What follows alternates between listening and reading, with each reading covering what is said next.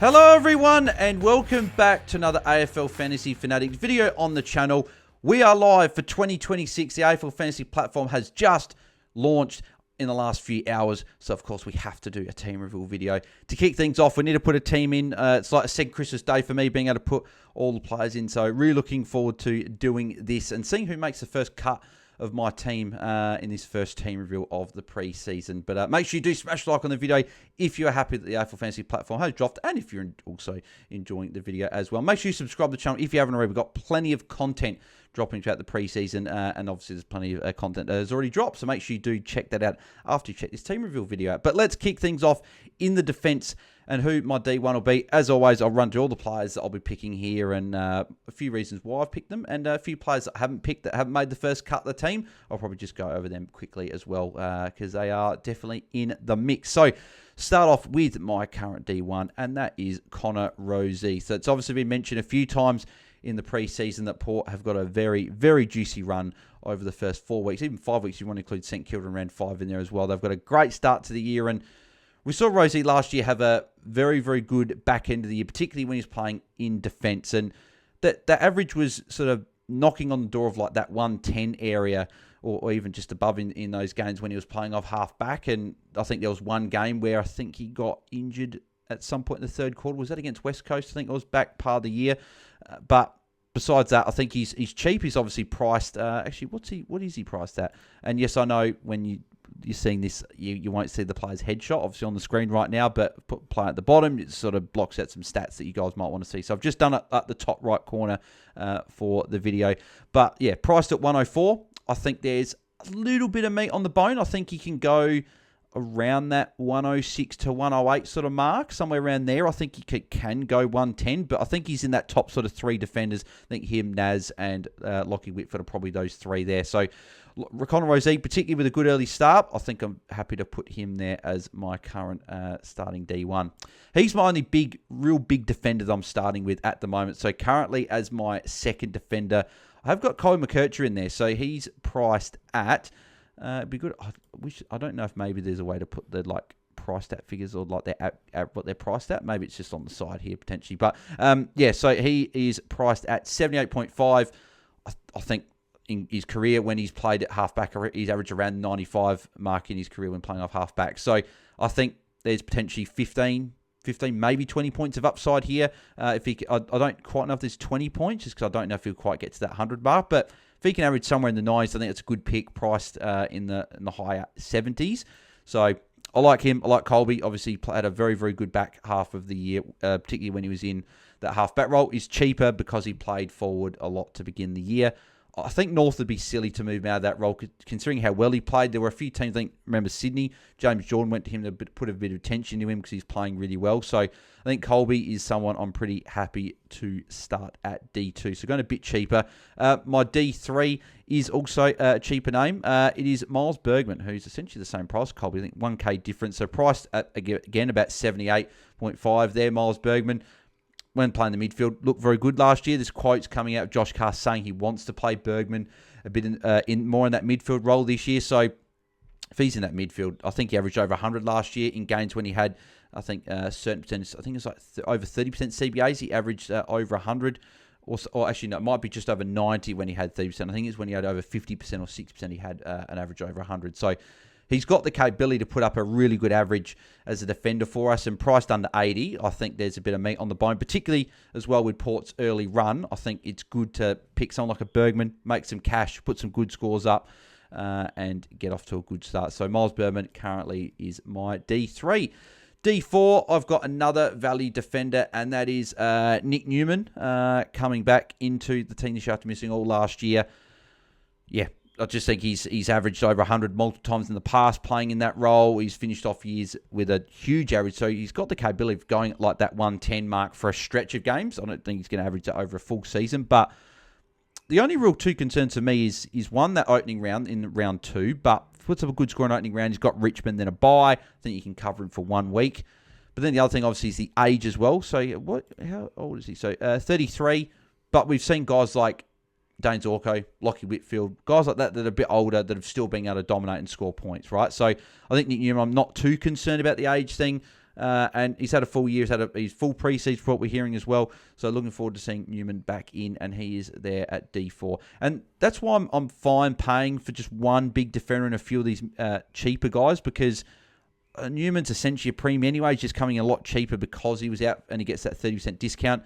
And Bird and McKercher, I think, can go 90 plus. So I think I'm fairly happy having the 4 guys there and not having to pay up for multiple guys above that sort of 900 million sort of range. So I think the other guy I've looked at a little bit sort of above this price range is someone like a Christian Salem, with a few guys out for Melbourne like Jake Bowie, and maybe Steve May might not be having as much responsibility. I don't mind him there as well. I've looked a little bit at him there. Is there any other guys I've really considered around this price? There's a few guys like Tom McCarthy might play midfield, but I don't think I could start him there. Like Trent Rivers, does he play midfield this year with a few outs for Melbourne there? Like Sam Banks had a good back end to the year, but I just don't know. There's a huge amount of upside in terms of a full season. Obviously, Richmond, I don't know if they're going to score a huge amount of points. Sicily, Duggan, proven preens before. Can they go up against? So there's a few guys here, and I'm sure I'll be mentioning all these guys in club previews and positional previews and stuff like that. So if you guys want to get my in-depth thoughts on a lot of these guys, make sure you do. I'd love to pick Lairdy. I'll just have to put him in there just because he's my boy. But yeah, I'd love to pick Lairdy, but maybe I might have him in a draft league or something like that, but don't think I can start him in Classic. But what's he even priced at? What is Lairdy priced at? 93.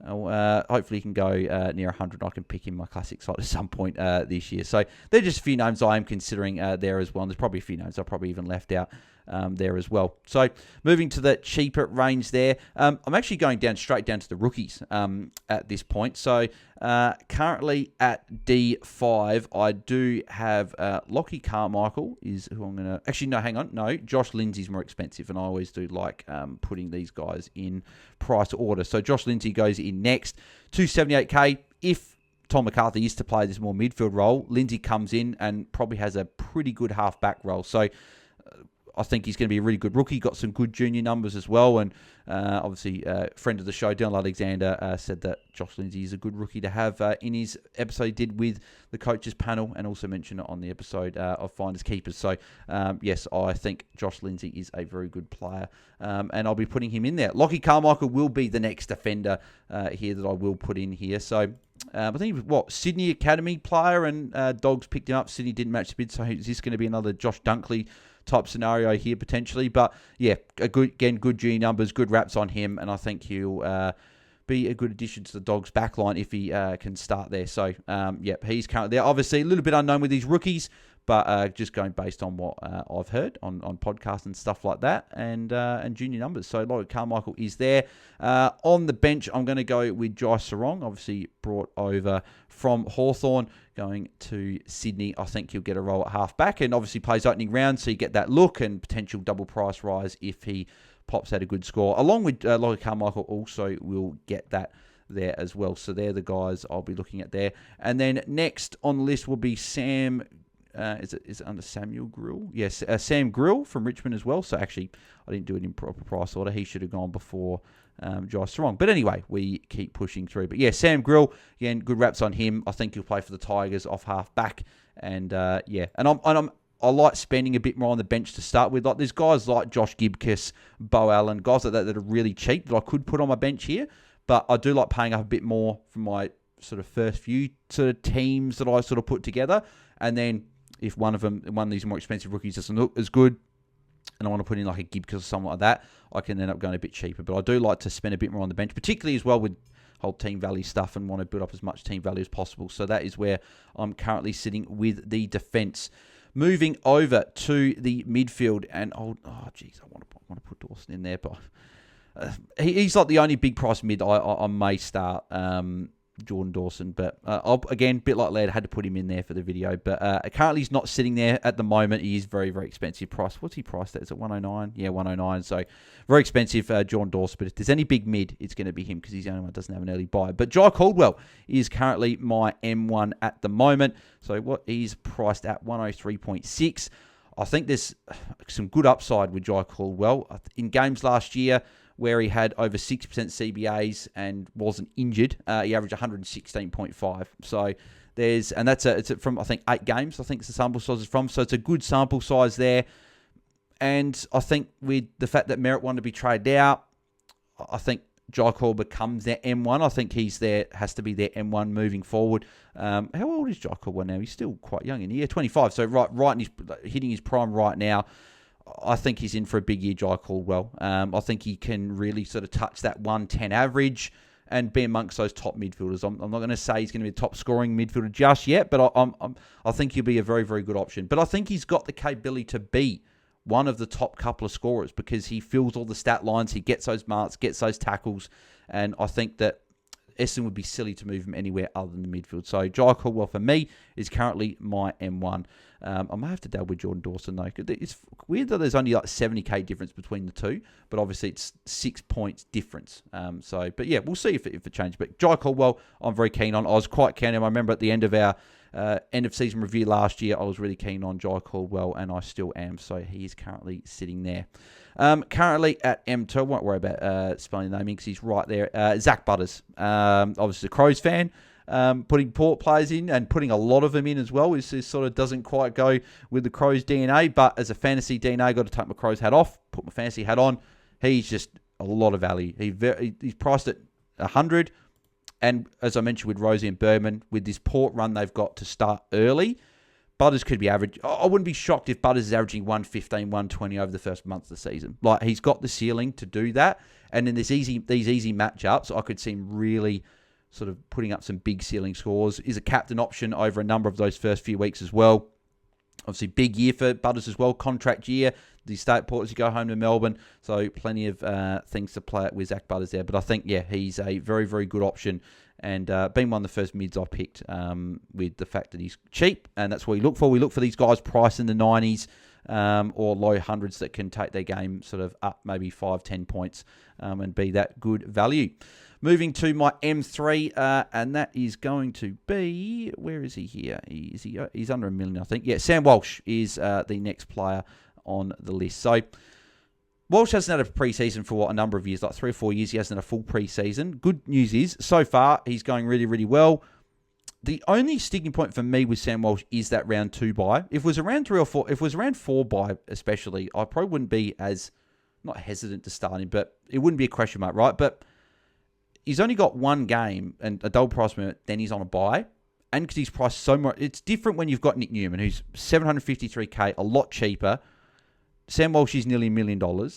Is it better to start off someone that doesn't have an early buy instead and then look to bring Walsh in at some point? He's there at the moment because I think he's value. He's priced at 93. And I think that for your full preseason, I think he can go well over 100. So I think there is definitely 10 points of upside for Sam Walsh. I just think Carlton can't really waste him. Like that. They've got to stop stuff around with him at half forward and playing this wing role and stuff like that. Like, it's just, I don't think it's worth it. I think he needs to be in the guts. He's a beast. I think he can average 105 and have a really good year. So Walsh is sitting there at the moment for the value. But yeah, his own score could dictate it as well. And yeah, we'll see. But he's sitting there at the moment for me. Currently at my M4. So I've gone a bit more deep. Oh, actually, no, I've stuffed up again. Okay, apologies. I must have skipped past him when with the price. I do like putting him in price order. So yeah, I haven't gone in order. But anyway, Jack Steele is my M3. Walsh will be my M4. Jack Steele, he's cheap again, right? Price at 96. Moved over from St Kilda to Melbourne. Obviously been pretty much guaranteed that he's going to be getting this midfield time. And Melbourne probably do need that senior head in there. And then obviously you've got Jack Viney still as well. And then you'll have a few of the younger guys maybe rolling through there, like Harvey Langford. And do they roll like guys like Windsor and that through there? Trent Rivers will go in there as well. But I think Jack Steele will be in the midfield. He's cheap and we know he can average over 100. So I'm not expecting him to go back to his 110 days. I don't quite think they're going to be there anymore. But in this Melbourne town, I think he can definitely average over 100 and sort of nudge that 102 to 105 sort of mark and be a decent value. So he is sitting there as my M3, and then Walsh is my M4. Sitting at my M5 is we're moving away from sort of the more expensive mids and going a bit more to a bit of value. And I've got Darcy Parish sitting there as my M5. 2 Bombers mids in my team. I didn't think I'd be doubling up with Essendon in the midfield, but that is what I'm currently looking at doing. Parish, he's priced at... What is he priced at? So obviously, he averaged 85.3 from his 3 games last year. I just want to see what his So this is obviously the good thing in customized stats as well. So if you guys haven't looked at the whole website yet, it's really, really good. You can customize all your stats, everything like that. So if I go to, where's average points? There we go, because then I'll be able to sort of tell what he's priced, what Darcy Parish is priced at. So if we scroll down here, or have I gone past it? I think I've gone past it. I think he's priced somewhere here. No, maybe we've got to have, maybe, yeah, it's the, oh, he's right there. Okay, no, it's sorting by average. Anyway, he's priced somewhere a bit cheaper. I think, maybe he is priced at that. I'm not sure. Anyway, we'll figure it out. But yeah, he's cheap. I think he's priced in this. I'm pretty sure he's priced in the 70s. So I've just wasted like a minute doing that. But yeah, when there's a new platform, a few sort of teething issues for myself, trying to get used to everything. But anyway, Darcy Parish, he's priced cheaper than what I think he's going to go. And I think he is a good option there. What is his early run? That's probably one thing I didn't check, actually. So fixtures, he's got, Hawks, Port, North. Yeah, not a bad start, actually. Obviously, Hawthorn not great, but the other matchups are pretty decent. So Darcy Parish sitting there, M5. I think his value, I think you put a few points on that average and make some cash and maybe get to the mid-season buys if he's going okay. And then you look to sort of trade him out to a proven, not proven premium, but a top 8 mid at that point. So Darcy Parish is currently sitting there.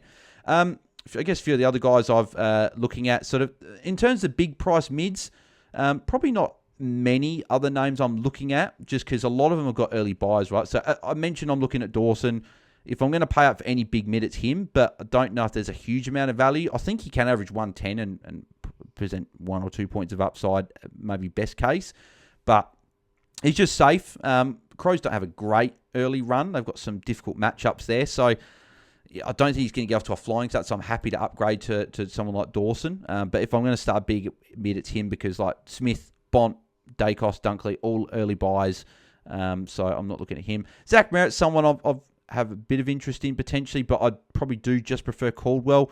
But Merritt's priced at 103. It's cheap as he's been priced at for a long time. If he's in that midfield, I think he can go well. But again, Caldwell not going to get tagged. Merritt's going to be the guy that gets tagged if they're going to go to anyone. So Errol Goulden I do like. Early buy does suck a bit, but he's priced at 102.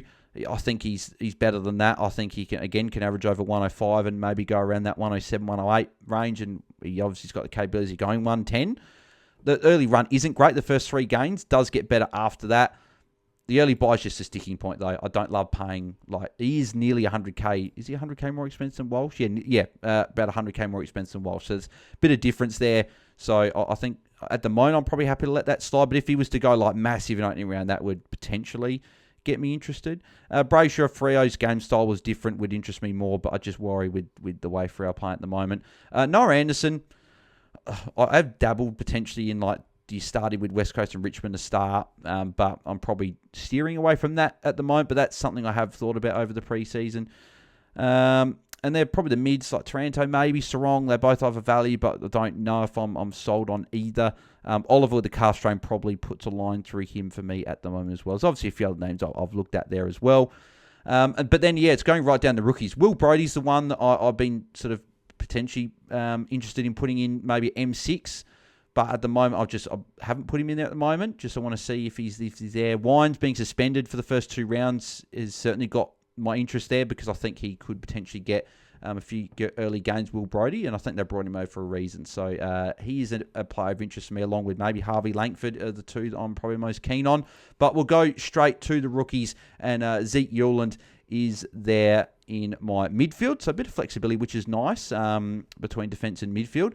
So Zeke Yuland, obviously, I think he's a very, very, very good player and will be one of the top couple of players that people take in their keeper leagues and everything like that. So I think he's a good start. I think you're playing that wing for Gold Coast, and will be one of the rookies I do select. Plays opening round as well, so double price rise is always nice with these rookies to start the season.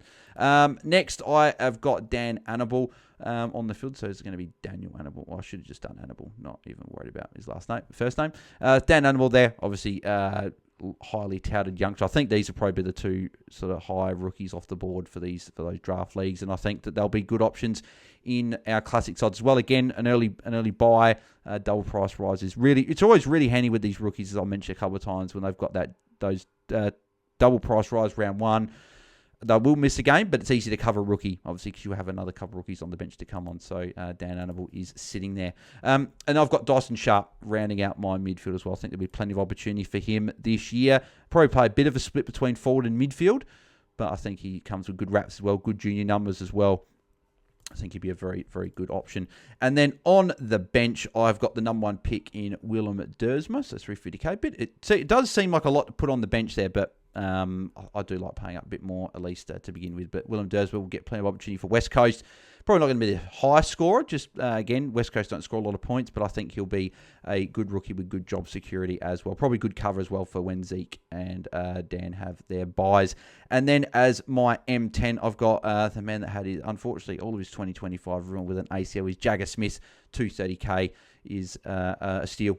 It's pretty much picks himself at 230k. Now we'll go to the rucks. This has probably been my biggest conundrum all pre-season. Has been the rucks. The new ruck rules. I don't know how it's going to affect things. I don't know if it's going to affect it a lot or not much. But there's a lot of names. Well, not a lot. There's a few names that's particularly at the top that I want to pay for. I don't know if I'm going to go too big rucks to begin with. I normally do like set and forget. But I just don't think I can pay up with, the uncertainty. Like Max Gawn, so expensive, and obviously he's another year older as well. I don't really love starting with him at a more expensive price. Like Tim English is a good option, I think, with these ruck rules, but again, he's got an early buy. That does suck when you're paying so much for him, but maybe a little bit different in the rucks. Brody Grundy, I do like as well. I think the ruck rules will favour him as well. Again, early buy, expensive. Marshall sharing with TDK. Tristan Cherry is who I will put as my R1 at the moment. He's got no early buy, obviously. End of the year, like a house on fire last year with a couple of those big 150 scores. Probably inflating his price a bit more than what we were probably hoping for. Priced at 105, I think there's scope for him to go 110. We obviously sent in the past. These ruck rules will be interesting to see how they affect things. I could see it going two ways. One, I could see him still just doing his thing and tackling his way to big scores, but I could also see these ruck rules and stoppages and stuff like that limiting Cherry's sort of contested work and tackles. So he's sitting at the moment. I'm fairly happy with him there, and we'll just see how the preseason goes along. Like Darcy Cameron as well, I think will be solid, but again, early buy. Like Lloyd Meek is there as well. Like there's these guys here like Jordan Sweet. Does he go okay? Yeah, so a few questions, but I've got Kieran Briggs as my R2 at the moment. Again, I don't love it. I think the ruck rules could affect him a bit. But it really just shows where I'm at with the rucks.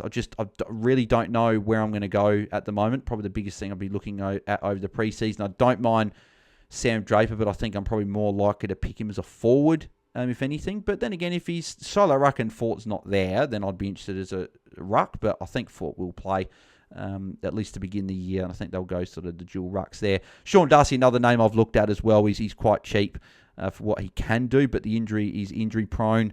And you just don't want anything happening. The 50% tog rule will help, but yeah, it does worry me. Nick Bryan was the one I was really keen on at R2, but yeah, he's obviously going to be available in the early rounds. That sounds like he's not going to play much of the preseason games, which that's a big flag for me. So I'm probably not looking at starting him there as well. And even Toby Conway's been someone we talked about for years, but I don't even know where he's at. I don't even think he's training at the moment there.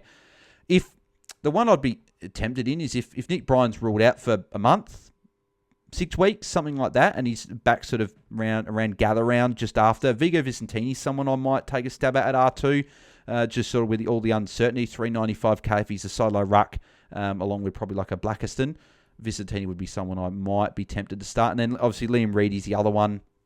I'm just not sure if they go him or Pitney as their R1. Don't know if they play both there as well. I'm not going to put Cooper Duff Titler on my bench. I'm at the moment, I do like having a red dot as my bench ruck. So I'm going to put Kalani White being Melbourne. I haven't looked at the fixture yet, but I think I'll play a lot of later games. Ruck forward as well be handy.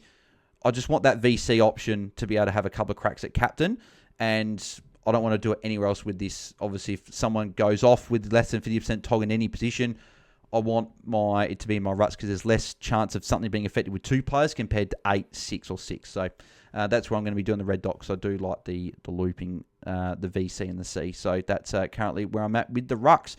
Let's move down to the forward line, and we're going to be starting off. This is the only player I feel like I'm paying up for, or paying full price for.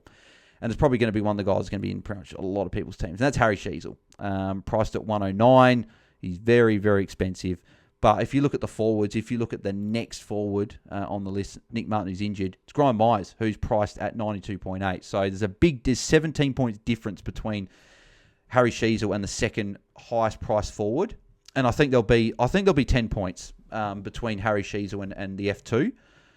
I probably got Flanders probably pegged at F2, probably in the mid to high like 90s in terms of average. I think Flanders can also push 100, but I think there'll be a bit of difference between Sheezel and that next forward. So Sheezel is currently sitting there as my F1, and I think he'll be probably sitting there around 1. I can't see me starting without him unless there's a few forward options that present themselves, because there's just not a lot of forwards that I really like. So I think Sheezel, that's why I've currently got him sitting there. I've got Adam Treloar sitting as my F2. It's really between, I think, him and Petrarca for a lot of people's F2. Both got early buys. I just think Treloar's got probably more of the pedigree in terms of number of 105 plus average. I know Petrarca has averaged over and averaged one. I think he averaged 110 before, or just under once. I just don't know if Petrarca's in that top 3. Well, he's definitely not top 2. I think he could be 3rd or 4th. It just depends. Do they have Tuke there, or do they have Petrarca? Whereas Treloar, I think he's in the top 3. I think he's in the starting Dogs midfield. I think it's Bont, I think it's Treloar, and I think it's probably Libba. They're probably the 3. I know is it Treloar Richards? That's probably the question that I probably have. Maybe does Treloar start on the bench and then come on? But I think he's a pure midfield. I don't really see him playing anywhere else. And as a forward, priced at, well, he averaged 69.8 for his 4 games, but priced at 90. I think there's value there. I think you can go near that 100 mark. I don't know if he'll go 100. Just obviously another year older. How old is he now? 32. So another year older, but he's there at the moment. Whether I pay up for an F2 is probably the other question of the preseason. If I was to go another big ruck, it's probably from this F2 spot I'll probably take the cash from. So Treloar is the one that's sitting there at the moment. Currently at my F3, it's probably going to be one of the most, if not the most selected player in the game, and that is Sam Flanders. Just obviously insanely cheap. Rise priced at 67. I'm looking forward to when they change the headshot of Flanders there. But yeah, priced at under 70. I think he goes 95. I think plus. I think you can have average 100. I think he'd be one of those top few centre bouncer mids for St Kilda, and will be a top 2 or 3 forward. And you're getting him at just over 700k. So for me, he picks himself. Next on the list. Actually, who was next on the list? Who do I have? Oh, yes, I had his teammate. Matthias Filippo is who I've got currently sitting there as my F4. I think is he under... I should have just typed his name in. Matthias Filippo's there. Obviously, we saw the back end of 2024 in those 4 games. I think it was like a 7 or 8 week stretch. He averaged over 100. Not expecting to average over 100, but he's priced very, very cheap. He's priced sort of around a lot of the guys around him, I think he goes a lot better than. Yeah, the question for me is the role is probably where it sits, because you've got, obviously, Nassar, I think, will be one of their top few mids. I think Flanders will be there. You got Windhager. Then you've got guys like Garcia. Does Boxall get more of a go this year as well? There's a few guys that will run through. They've probably forgotten one or two off the top of my head. But yeah, if Filippo can get some CBAs and play forward, but not deep forward, get up the ground, I think he can go well. We get the opening round look as well, which will be really handy, but not sold on him just yet. He's had a good preseason for what we're hearing, which is good. So, yeah, just one that I've got sitting there at the moment, but, could potentially change as the preseason goes on. We've seen it before. We've had him in our team last year, and then, unfortunately, he went down with injury. I've got Sam Lawler sitting here as my F5. Again, I don't love a lot of forwards, but I think Lawler's got a little bit of upside, priced at 54. I think he'll get a little bit more midfield opportunity this year. Hopefully, big preseason for him, which is what I've heard, that he's had a really good preseason. I think he'll get a bit more opportunity going into his second year. I think, last year he was it concussion, I think he had in one of the Pracky games in pre-season last year.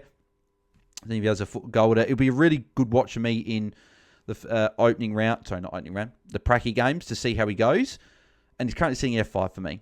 But it's more just because I think there's upside there, and I don't love a huge amount of the other options. Like Connor Buderick's another one that if he gets a good role at the Dogs off half back, I could start with him there. He plays opening round, so I'd get a look at him. And there's obviously some other guys that I've looked at, like Darcy Wilson's another St Kilda forward I've looked at does he break out a bit this year as well? Mason Wood, another St Kilda forward. They've got value, but don't know if I'm sold on either of those guys just yet. So Lawler is sitting there as my F5. Like Liam Reedy could also slot in F5 if I know that he's going to get more of Ruck roll and I want to keep like a Briggs or something like that there, because then Reedy can cover Briggs when he's on his bye. So that's just a few things I've thought about there. And going to my F6, I've got Lockie Doveston sitting there, probably just because I think he's going to play for North Melbourne, got the best job security of all these rookies. And again, Dylan Alexander's saying there's a bit of upside there with him, might get up the ground and play that high half forward type role. Probably not going to be a huge scorer still, but I think someone's got decent job security, so he's there. But Finn McRae, again, similar price. Don't have him sitting there, but he's another name that could be around that price. Then moving to the bench, I do have Sid Draper. I think he'll get that opportunity early, with particularly with obviously Dan Kurt now missing till like sort of around 7, 8, 9. I think Sid will get that early opportunity, but he's had a bit of a limited preseason so far with some groin soreness. So if he gets a bit of some run in the legs and can play a few of those opening those pracky games, and then looks okay. But he's currently sitting on my bench there. And then I do have, I think, besides Jagger Smith, my cheapest rookie on the bench, and that is Dev Robertson, who's obviously gone from Brisbane to West Coast. So I think there'll be a bit of opportunity there for him if he gets a go. So, yeah, he's currently sitting on my bench there. And then in utility, I do have a Jacob Farrow from the Bombers. I wonder if anyone... You guys might have been thinking, where's Jacob Farrow? Because I've been keen on him in the preseason so far, and I think that he'll get a bit of a go for the Bombers this year. And it's good to have a defender in utility as well. Bit of flexibility between a few positions there. I could go for like a Cooper Duff titler, which I just don't know if there's a huge amount of upside. In terms of, I think he'll play deep forward. I don't know if there's going to be a huge amount of cash made, but could go a ruck forward that might make some money and go like the red dot still potentially. But the forward rookies are very interesting. There's a lot of names that could present some value and be decent picks. Like I'm looking at like Todd Marshall's priced under 400k. Does he apparently playing off playing in defence as well? So does he maybe offer some upside, like a bit like a Jack Silvani pick of last year? Does he maybe offer that with some good early matchups there? Obviously, I mentioned Liam Reedy as an option there. Like there's other names here that do they play? Like Jake Rogers? Obviously, Steve Fizz on our Gold Coast preview said that if he gets a go, could get up the ground a bit and score decent. So Jake Rogers could be someone I do have a bit of a look at there. Braden Cook's been playing off halfback for the Crows in pre-season. Does he crack into that best 23 and get a go early? Obviously, Cooper Duff titler we mentioned a few times as well. Zane Dersma, does he get a go at North Melbourne? Sully Roby, I think he'll have a limited start to the season, but he is there as well. Harvey Harrison, bit of a forgotten name there at 300k, is probably someone I'd be decently keen on. He plays opening round as well, so we get a look and could get that double price rise. Finn McRae, I mentioned. There's a few names what we've mentioned, like Jesse Tatoli as well, like James Leake. There's names I'm not even mentioning that could play. Was there any of the 230k guys here, or was there not really? I probably might have skipped over a couple. Like Jasper Olga was one there. Yes, there's a few names, a lot of names and we'll get preseason to watch these rookies and see which ones we're really looking at selecting in our team. So that is currently where we do sit at with our team. I will do what I do like listing the emergencies there, just so it looks sort of nice and fresh. And what we'll do, we'll chuck the captaincy on Jai Caldwell and the VC on Zach Butters. We'll do that there. And actually, we'll chuck the captaincy on Harry. I was going to say Sheasel, but you can't do that because you wouldn't be able to loop. But plenty of time to be figuring out loops and everything like that in the preseason. But that is currently how we are sitting with the team there. I'll just sort of zoom out a tiny bit so you guys can see the whole team. Is that sort of on screen? Yeah. So and then obviously just Jacob Farrow as my utility. So that is how we're looking for our first team reveal for the 2026 preseason. Let me know what you guys think of the team, what you guys reckon with the picks there, and if I've missed anyone that maybe should be in the side. And let me know who you guys are keen on in 2026. Do you guys think we'll have a big year? So if you did enjoy the video, make sure you do smash a big thumbs up on the video. That'd be very much appreciated. And make sure you do subscribe to the channel. Obviously, we have passed 4K last season, so very much appreciate everyone that did that last season. 5,000 is now the next big goal. We are about 850 subscribers away from that. So if you haven't subscribed, make sure you do and turn notifications on so you don't miss when we go live or upload any other videos or any other content. Plenty more club previews, positional previews. We got obviously kicking off as well on Sunday night, same time, 7:30 Eastern, 4:30 Perth time. Make sure you guys tune in there as we go through the starting position. I'm not sure if we'll do defence or forwards yet. We'll decide that on Sunday night. So make sure you guys do tune into that. And Patreon will be kicking off next week as well. So I'll be putting out a little video there. So if you guys are keen to join the Patreon this year, there'll be a lot of content for the Patreons this year. So if you'd like to join that, maybe do that next week when we do release that. So thanks everyone for tuning in. Have fun messing around with the new platform. It's really, really good and good to put a team in finally. So enjoy doing that. And and we'll catch you guys in the next video on Sunday. Actually, no, we've got a club preview tomorrow. I was trying to think. I was thinking there was one thing I was forgetting. Yes, club preview tomorrow. We've got Giants as the next club on the list. So make sure you guys do tune in to the Giants preview and then Sunday night for our first positional preview. So thanks everyone for tuning in. We'll catch you guys tomorrow for our Giants preview. Thanks everyone. Have a good night. See ya.